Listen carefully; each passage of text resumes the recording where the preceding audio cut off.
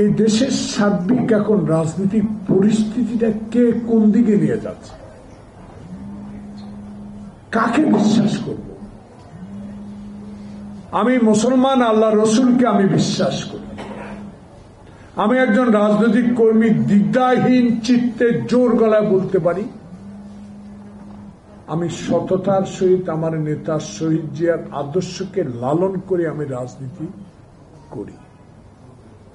কিন্তু বাংলাদেশে আমার মনটা এত খারাপ হয়ে যাচ্ছে, প্রত্যেকদিন আপনাদের পত্রিকা, টেলিভিশন, ইউটিউব, সামাজিক যোগাযোগ, সকাল থেকে নামাজ পড়ে আর ঘুমায় না, উঠে যখন পড়তে দেখে আমার মনটা খারাপ হয়। কি জন্য দেশ স্বাধীন করেছি? কার কথায় দেশ স্বাধীন করেছি? কার আহ্বানে দেশে হাফ প্যান্ট পরে যুদ্ধে দিয়ে চলে গিয়েছি?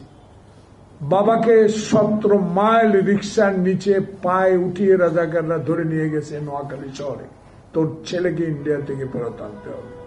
এইসব দৃশ্যগুলো মনে হয় আজকে ব্যথা পায়। প্রিয় ভাইয়েরা, আপনার মতো একজন গুণীজন সচেতন ব্যক্তিকে বাংলাদেশে এমন একটি স্থানে বসিয়েছে যে ব্যক্তিটি 3 মাসের মধ্যে একটা নির্বাচন করার যোগ্যতা ছিল, কেন 9.5 মাস অতিবাহিত হল? আমি একজন রাজনৈতিক কর্মী হিসাবে আমার বিবেকের কাছে আমি নিজেই প্রশ্ন করে উত্তর পাই না। কেন বাংলাদেশ জাতীয়তাবাদী দলের সিনিয়র লিডাররা সালাউদ্দিন, আব্বাস, গয়াসর, ডক্টর কুমসার হোসেন, মঈন খান, নজরুল ইসলাম খান, আমাদের দলের যে প্রতিনিধি, প্রত্যেক দিন রিজভী আহমদ সাহেব বলতে হবে নির্বাচনের কথা। আপনার কি মনে পড়ে না শাহাবুদ্দিনকে চিনেন না? তখনকার চিফ জাস্টিস শাহাবুদ্দিনের কথা আপনার মনে নাই?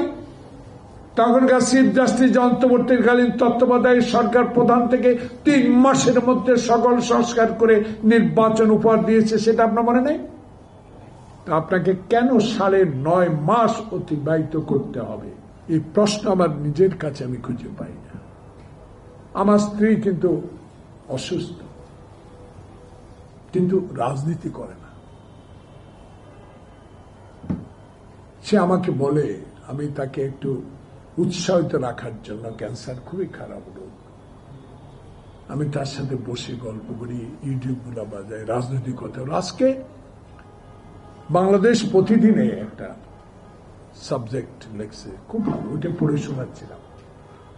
সে আফসোস করে বলল যে আমি তো রাজনীতির নেতা না। মানে আফসোসটা আমার স্ত্রী, আল্লাহ জানে বাঁচবে কতদিন, ক্যান্সার রোগে আক্রান্ত। আফসোস করলো তার। ডক্টর ইউনূস যেদিন এয়ারপোর্টে আসে, আমি যদি যেতে পারতাম, রাজনৈতিক নেতা হইতাম, আমি তাকে ফুলের মালাটা দিতাম। বিশ্বের দরবার থেকে যে একটি উপাধি ছিনিয়ে এনেছে বাংলাদেশের জন্য, এটাই তো আমাদের সবচেয়ে বেশি। আমি সবচেয়ে, তুমি জেলে ছিলা 16 বছরের মধ্যে 10.5 বছর, আমার কোনো আক্ষেপ নাই, সব ভুলে গিয়েছি। যেদিন 8 তারিখে শপথ নিল, না 10 তারিখে, 8 তারিখে যখন শপথ নিল, আমি এত খুশি হয়েছি যে এমন একটা ব্যক্তিকে বসিয়ে দিয়েছি। বাংলাদেশে আর কোনো ফ্যাসিস্ট থাকবে না, কোনো বিভেদ থাকবে না, ভারসাম্যহীনতা থাকবে না, বিভেদ থাকবে না। বাংলাদেশে এমন একটি ঐক্য সৃষ্টি হবে যে ঐক্যের মধ্যে দিয়ে বাংলাদেশের তরুণ সমাজ, যারা রক্ত দিয়ে বাংলাদেশে এই 5 আগস্ট সৃষ্টি করেছে, সকল দল মিলিয়ে একটা ঐক্য করব। কার নেতৃত্বে? ডক্টর ইউনূসের নেতৃত্বে। সে ঐক্যটা বিনষ্ট করা হইল কেন? হচ্ছে কেন? কার প্রলোভনে? কার কান কথায়?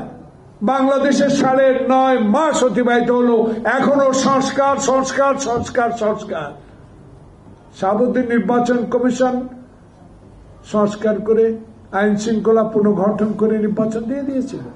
সেখানে বাংলাদেশে রশি টানিয়ে ভোট করার পর বাংলাদেশে জিয়ার আদর্শের দল বিএনপি, বেগম খালেদা জিয়া প্রধানমন্ত্রী হয়েছে। আজকে আপনিও পারতেন। শুধু নির্বাচন কমিশনটা হওয়ার পরে